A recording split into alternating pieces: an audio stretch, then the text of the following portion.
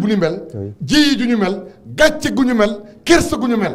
oui mais Abdoulaye Wilane c'est anti-parti. bu ñu xoolee tey jii yéen depuis 1960 PS Pape def na fi benn rappel historique bu am solo tey jii ngeen yéen a ngi woote relance depuis un certain temps Khalifa Sall Serigne Mbaye Thiam Aminata Mbengue Ndiaye. saa yoo tuddee Khalifa Sall ak Barthélémy Dias ci parti bi. waaw am na ñuy bëgg a xaru dañuy daanu yesi. ah bon ci way waaw mais mënu leen jubboo seen biir. te man li ma jaaxal mooy mënu leen jubboo seen biir ci contexte bu nga xamante ne gis nañ que ni aujourd'hui il y a une force écrasante qui s'appelle PASTEF. est-ce que tey jii yéen ban offre ngeen mën a wan ñi nga xamante ni ñoo njort ni mën nañ leen voter. waaw en tout cas loolu dinañ ci am ndam mën naa la wax ne la tey boobu bu Sénégalais bu tëdd di nelaw bala mu dox di dem liggéey bala mu toog dëgg mu di xalaat li muy yàkkamti li muy ñaan yàlla te souhaité woon humilité oubli de soi maanaam promotion de l'intérêt supérieur. yóbbu un socialiste mu nekk candidat. dès le premier tour à xoolal score soviétique mooy am. face à don de soi mi fi nekk nii. don de soi ñi fi nekk nii ñun ñëg ñooy coow moo tax bu leen fekkee ñu am rassemblement nga gis ñuy jooy ka kenn yu jooy moo xam la muy jooy ndax xool ka sañ ta ba wokkee su ko ndax baaraam jotu ko waaye Sénégal yi jéppi nañ leen génn nañ ci ñoom. comment ça. xoolal neex bi xam nga tëggum sémmiñ booy tëgg ndënd ak sémmiñ. Sénégal lañ leen jéppee barki dem lala. Chérif dama bëggoon rebondir foofu mais comme booy tëgg ndënd mënu ma dugal question bi alors monsieur Wilane. yore sémmiñ mais congrès Pastef fi barki mais monsieur Wilane waaw tey dak ñëpp gis nañu ne c'est un constat national que Pastef en termes de mobilisation mooy numéro 1. tey dem na ba nekk un grand parti boo xamante ni affronter leen dootul yomb beneen bi mooy yéen vous êtes dans la dispersion. tey Khalifa vous avez raison. waa xama terminé constat.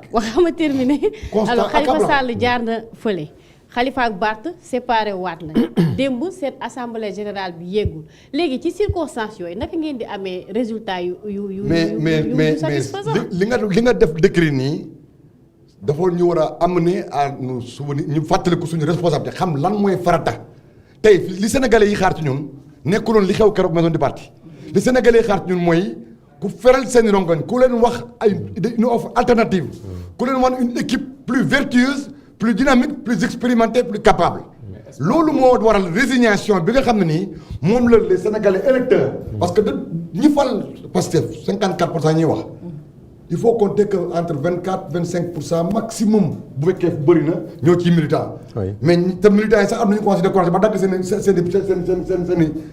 i mbir. attends ma yëgale ñi ci def c'est des sénégalais yoo xam ne ni dañu jàppoon ne jàmmi Sénégal nekkuloon ci lenn lu dul waa Pastef falu te li ñu gis 2 ans yi doyu leen donc ñun ñoo war def loolu moo tax ma ne ñi def li ñu def mooy wékku njugub xam nga wékku njugub mooy lan mooy langaamu ci kaw benn garab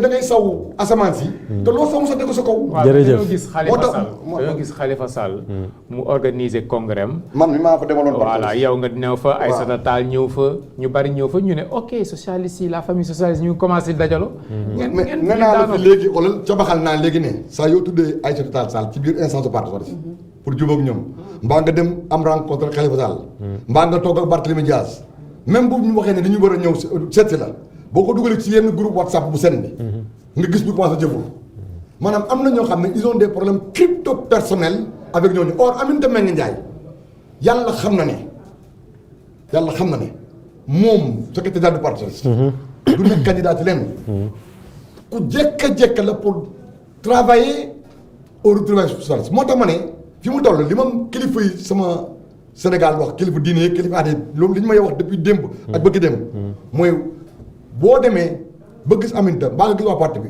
waxuñu nga wax ci sa xalaat yow de waaye na nga wax ne ñun waa kër sëñ Babacar Sy ñun waa kër Sidi Fadilou ñun waa kër jàng bi ñun waa ki ñeneen li ñuy xaar ci PS mooy ngeen fàttaliku ne da ngeen ñu diggoon ne da ngeen bëgg a dajale famille bi qui peut le plus peut le moins baale leen jéggale leen te sàkku ci sage parti bi y compris sage classe politique bi dans l'opposition dans la gauche ku ci am ak yéen relation bu baax des hommes comme Mamadou Lamine Loum et d'autres ñu dugg seen diggante waxtaan jàpp naa ne yàlla mooy jéggalekat mag bi yàlla mooy jëlalekat mag bi yàlla mooy jëriñaatekat mag bi maintenant nag seytaane mais fu mu xaj lay dugg donc man dama am mission bu ñu ma dénk ci loolu yaa ngi dégg mais du tere nag am naa sama gis-gis am naa sama xalaat bu ma toogee ci instance parti bi. oui su ma estimé ne dañu war a dàq réew mu koy wax su ma estimé ne kii parce que entre nous Sénégal yëpp ñoo wóolu région de Dakar def suñu permanence région de Dakar ak Sénégal yëpp wóolu département Dakar def suñu permanence waaye c'est responsable coordination nga xam ne ëllëg da nga leen soxla ci seen dëkk ñëw fi war a toog ak yow waxtaan nga war sa xalaat ñu war seen xalaat ngay def réunion foofu te kenn du la tere nga ne ñooñu bi ñu fa def réunion duñ fa waxee seen xalaat est-ce que loolu ak càng mu ngi ci est-ce que loolu ak ngar mi mu ngi ci moo tax li baat bi Serigne Mountakha yàlla na fi yàgg te wér di wax naan doye di ak matériel doomu aadama lu mu am doole rek gàcce am ci lii nag mooy li nga xam ne moom laa seetlu te yaakaaruma ne war na continuer jërëjëf en tout cas dinañ ci liggéey bu baax a baax sans faiblesse coupable ni cruauté inutile et dans les règles de l'art.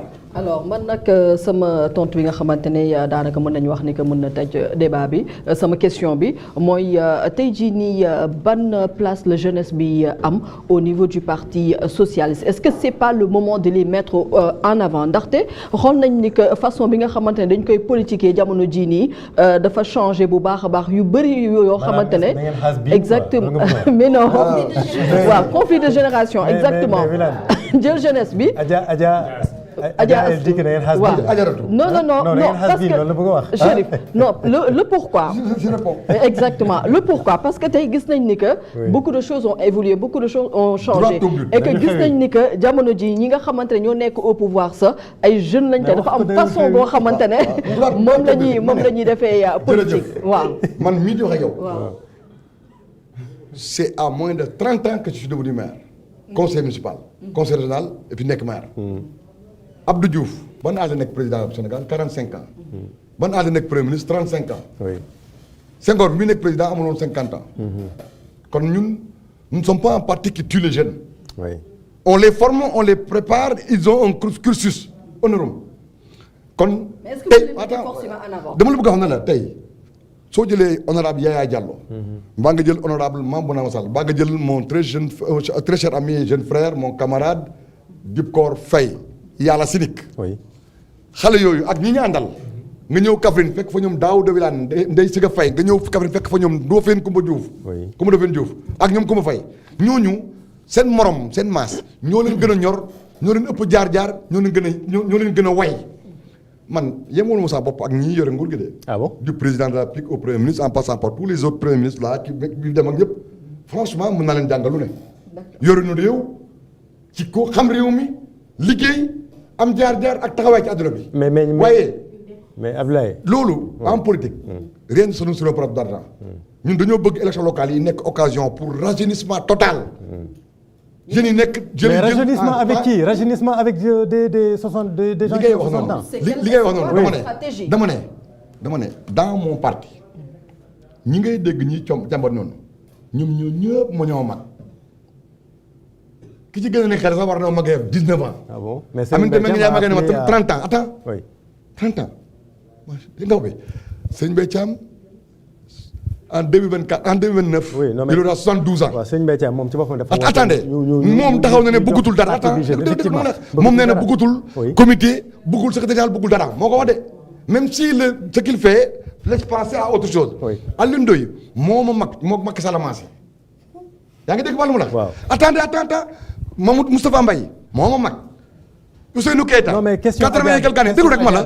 déglu ma la question Adja bi ñooñu c'est plus profond. waaw xam nga la moo tax non ñooñu xam nga c'est toute une génération et puis c'est pas seulement le parti socialiste. parce qu'il y a une escroquerie on a posé la question ici sentimentale. oui sur fond de jeunisme. comment ça que ces gens-là développent. non dans mon parti aussi. ña fa nekk Abdoulaye Wilane ña fa nekk. Abdoulaye Wilane ngeen ay jeunes. ah mais oui mais les plus valeureux. mais vous n'êtes pas jeune on dit que dem dañuy renouveler. mais li tax question Adja bi li tax question Adja bi. d'accord attendez le jeunisme. mais c'est pas seulement au parti socialiste. moi je veux xoolal Modou Diagne Fada on lui a posé la question aussi. Moussa Tine pareil. Qu'est-ce qu'ils vous ont dit? C'est votre génération en fait. C'est-à-dire aujourd'hui est-ce que régime Pastef, c'est-à-dire le premier ministre et le président de la République, ils ont quoi 52, 53 ans.